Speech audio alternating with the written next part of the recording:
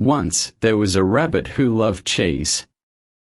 But of course, rabbits live in forests and fields where there is no cheese. So every day, this rabbit snuck into people's houses and stole their cheese. One day, a little girl found the rabbit eating her breakfast and she was very excited. "Mum, Dad," she said, "a little rabbit has come into our home. Can we keep her as a pet?" And so the windows were closed and the rabbit could not return to the forest. Every day, they gave her lots of cheese and she was very happy. But one day, the window was open and a snake came through it. It saw the fat little rabbit and it thought she looked very good. The rabbit tried to run away, but she was too slow. The cheese had made her fat and lazy, and the snake easily ate her. 5 days ago, I went to the post office to send a parcel. I hate going to the post office. I'm 20 years old and people of my age don't send letters and parcels. We just use emails and text messages. So I was standing in the queue, waiting to send my parcel. Most of the people there were old, and the queue moved very slowly. An old woman turned to me and said, "You're a young girl, aren't you? Are you sending that parcel to your boyfriend? Or maybe it's a present for your family." Not exactly," I said. "Oh," she said. "Who is it for?" This was the other reason I hated going to the post office. Why did old people like asking so many questions? It really doesn't. Before I could finish, a man ran into the post office. He ran into me, and I dropped my parcel. Crash! My present had broken.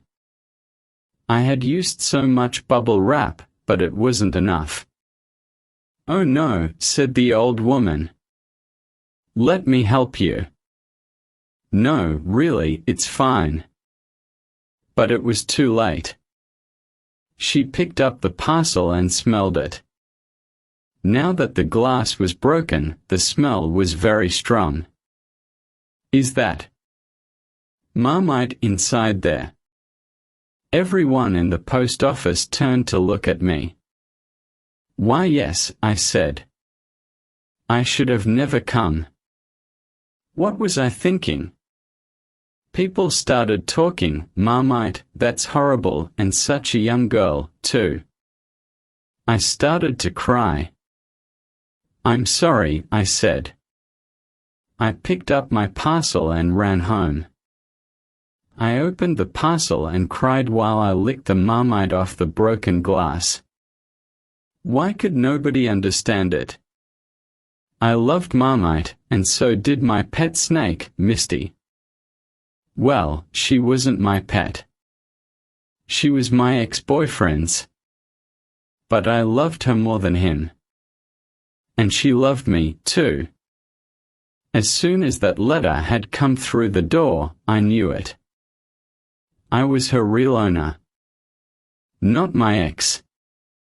"Misty, I'm sorry," I said, getting Marmite on my shirt. "Next time, I'll use more bubble wrap." "Why do you always do this?" I looked at Misty through the prison bars.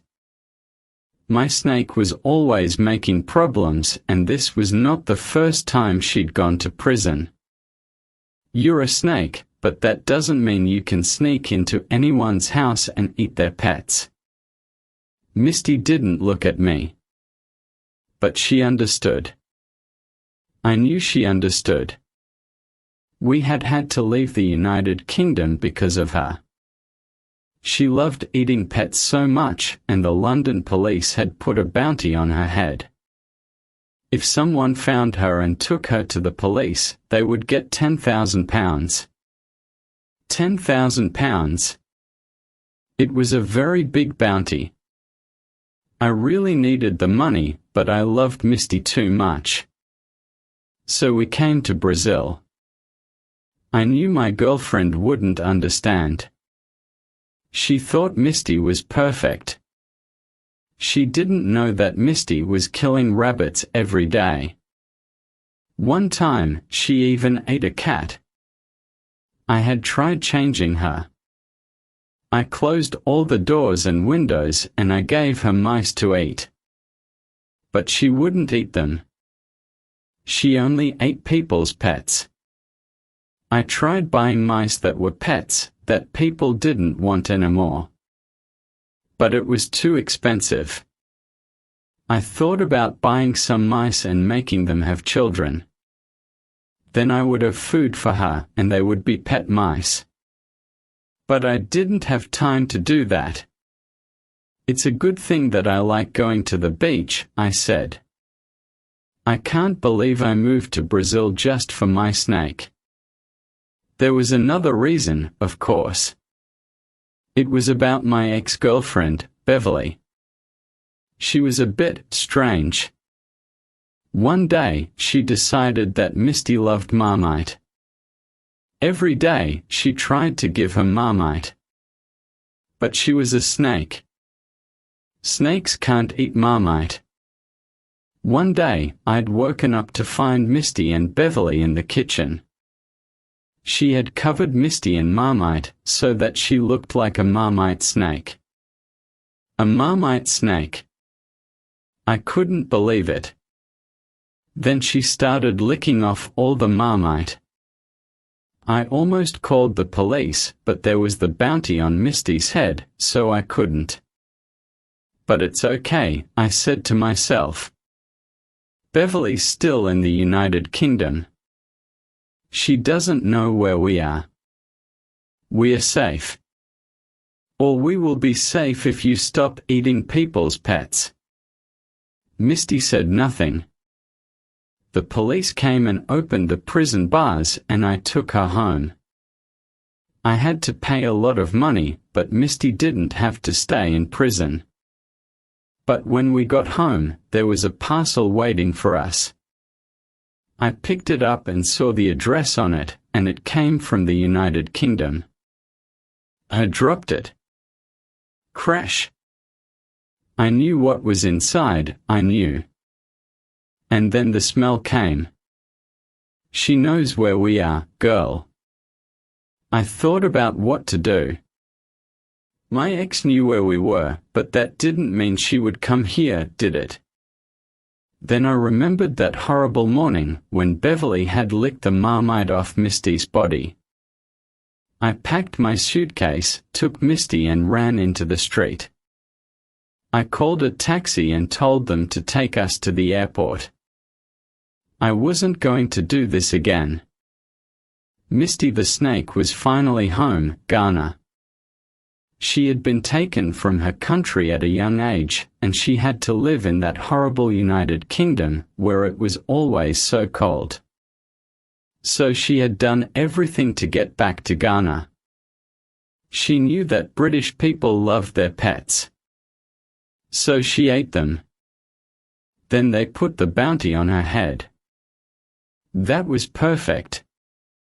She just had to make her owner take her to Ghana. So she waited for the newspaper every day. She took it in her mouth and she opened it to the travel pages. She found pictures from Ghana and stories about it, and she left them on the kitchen table. She used her tongue to change the television channel to find programs about Ghana. She took Beverly's Marmite, oh, it was horrible, and used it to write Ghana on the floor. And her owner had taken her to Brazil. He didn't read the newspaper or watch TV. He didn't even look at the floor. He only looked at his phone, and he had wanted to go to Brazil all his life. So when they were in Brazil, Misty tried again. She watched him and learned how to open his phone. One day, while he was having a shower, she opened his phone with her tongue. Then she opened lots of websites about Ghana. She did this every day. Sometimes, her owner said, "That's strange. I didn't open that website." But he never thought it was her. He didn't think that snakes could do that. Finally, she had to give him a reason to leave. And Beverly was perfect for that. Yes, it had been difficult to send a letter as a snake. Licking the envelope was easy, but writing with a snake tongue was very hard. But she had done it. She sent a letter to Beverly asking for her help, and Beverly sent her the Marmite. Everything had worked perfectly. And now, finally, she was in Ghana. She was home. She could eat all the animals she wanted. But right now, there was one animal she really wanted to eat. An animal she had wanted to eat for a very long time. Misty the snake sneaked into her owner's bedroom. He was sleeping. She hoped that he would wake up. It was always more fun when they woke up.